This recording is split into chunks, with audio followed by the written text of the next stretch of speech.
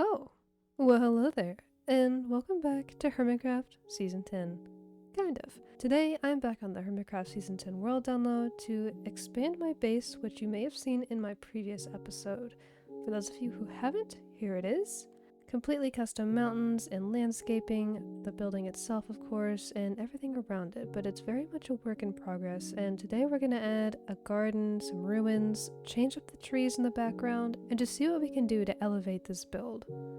If you can tell which hermit I've been taking more inspiration from for this base, comment down below and let me know. I'm curious if you can tell. First, I started off by expanding the mossy area. I slowly want to turn all of the surrounding area into moss. Where the end of my edge of the island meets the ocean, I want to add some ruins and a garden there too. I've probably placed thousands and thousands of moss blocks at this point. People have suggested me to use World Edit, but I don't want to do that. I want to keep all of this hand-placed and authentic. Considering I'm using creative mode, I shouldn't have to lean on other tools like that to help me get my idea across. So everything here is being placed by hand, one by one, no world edit, no axiom or anything like that. After finishing expanding the moss and beginning the clearing out of some trees, I started on the ruins on the right side mountain here. I didn't really have any inspiration, I just had this random abstract image in my head, and these are just the start of what I'm hoping for. They're very simple, I just want them to be open and airy and match the vibe of my base. From there, I started expanding my pathway, which will eventually lead to the ocean behind us, where there will be maybe some gates and ruins to match the ones on the mountain. And you may recognize this here as part of Grian's wheat field from his base. I just decided to expand it and make it line up more with the edge of the grassy part of my mountain. I didn't like how there was sort of like an empty, awkward space between the two, so expanding this just a little bit I think helped with the visual transition. This took quite a while to do, but it was fun because I was streaming at the time and I got to chat with my homies. After that, I started working on redoing the trees, which I didn't record the first part of, but you can see a lot of it here. Originally, I had built some little trees that kind of matched the ones from Mumbo's base, but I didn't like how they looked in my base, so I took them down and took inspiration from B-Dubs' forest and made slightly shorter versions of some of the ones that he's built. Now sit back and relax and enjoy a minute of some classical music and Minecraft trees.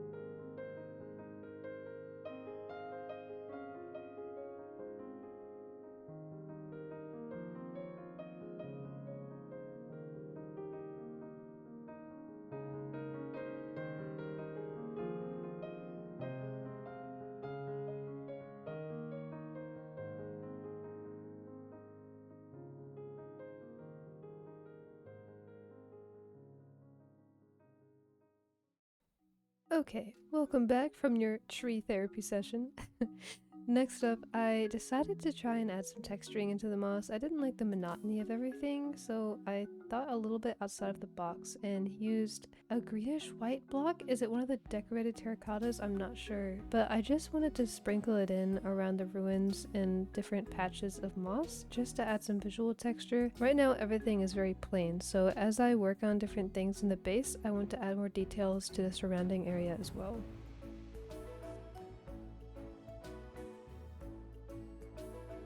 Then I added some of my favorite flowers around, and that helped a little bit too. Now, next up, I tried something that I've seen B-Dubs do with his Season 11 base. I don't know if you've seen it, but he has this like spiral of candles that works as a little parkour course, and I thought that was super cool, and since the top of my base here is just meant to be a visual thing, I figured it would make sense to add something like that, especially since it fits the open and airy vibe of what I'm trying to do. I wonder if over time I could expand this and make the whole area just one big parkour course. I'm unsure. It could be fun, but visually I'm not sure how that would turn out. And you can see here the kind of spirally shape that it's taken on. I think it looks pretty cool and it's functional for a little bit of fun.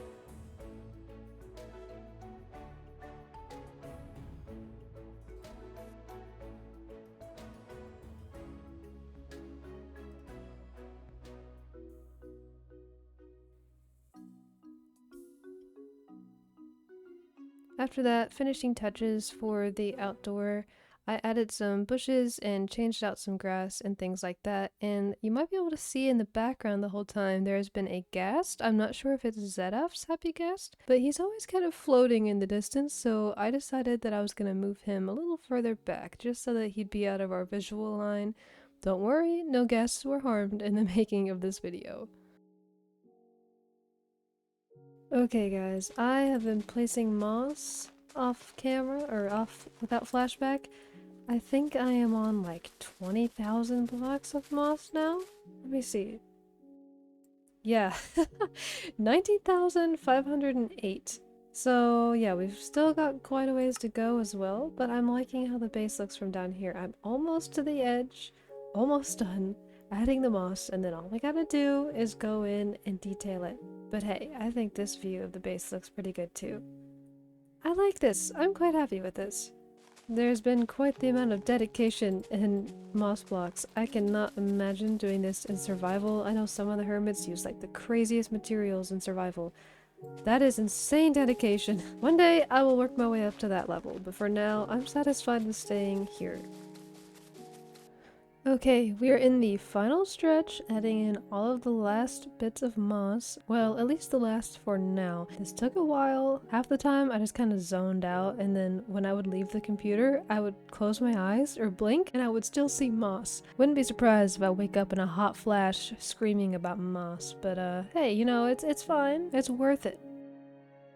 There were some other things I didn't record, mainly just adding grass and flowers and spotting the details around, things like that, and I spontaneously decided to add a little baby forest to the side of the mountain on the left. I will go back in and touch up these trees later on, but for now, the foundation of them works pretty well and at least gives me an idea of where I want them to be. Because I do think their location works, I just need to redo some of the leaves. I'm not very experienced at building trees, and I'm definitely not the best at these mostly vertical ones. I'm better at ones that are like oak-shaped or wider rather than taller, if that makes sense. By the way, if you like watching the process of these, you should definitely check out my Twitch in the description because I usually live stream these processes all the time, and you can stop by and watch it happen live and also give me suggestions. Okay, and that is the finished product for now. Now let's go ahead and hop into the game and I'll give you a little tour and tell you about the details that you may have missed.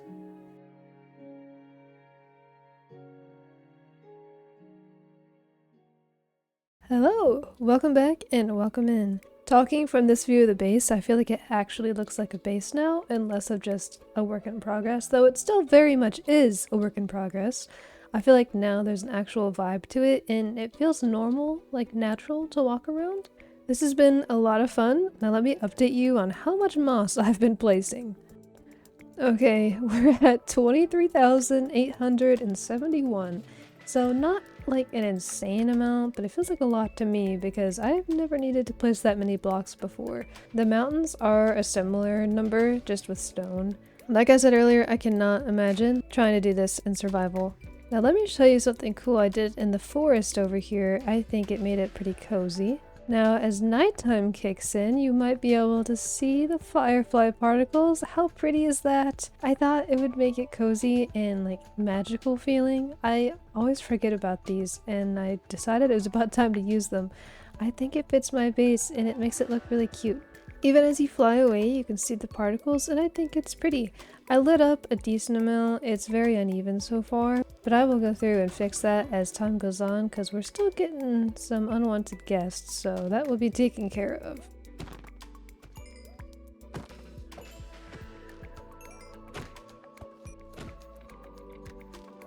Now let me show you what it's like to do this parkour in here. So from here you can't really tell, like, hey, I can climb up that, but as you start, you realize it's very doable. I didn't make it very difficult, I just wanted it to be functional, just didn't intend for it to be used that often. Oops. Okay, actually, this was more difficult than I anticipated. I completed it once after building it and then just never tried again. And already I've become rusty at my own game. Now, how does that happen? Okay, there we go. I made it. Yeah, guys, that is about it for this episode. Thank you so much for watching. If you want to see my journey as I continue to make this base more like a home on Hermitcraft Season 10, then definitely subscribe and stick around because I have big plans. And of course, if you have suggestions for what I should do for this base, definitely let me know. I'm open to hearing them all, because it is my goal to make this look like a legitimate base that could exist on Hermitcraft. So with that, thank you for watching. I will see you very soon. Have a good day, and happy building.